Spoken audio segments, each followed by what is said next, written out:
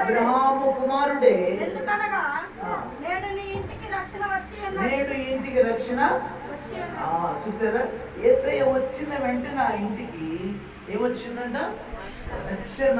రక్షణ వచ్చింది. కాబట్టి ఇంటిలో వారందరికి ఏముండాలంట?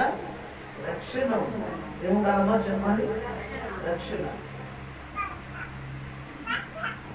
పౌరస్త్రీలు పిల్లలు గమనించండి.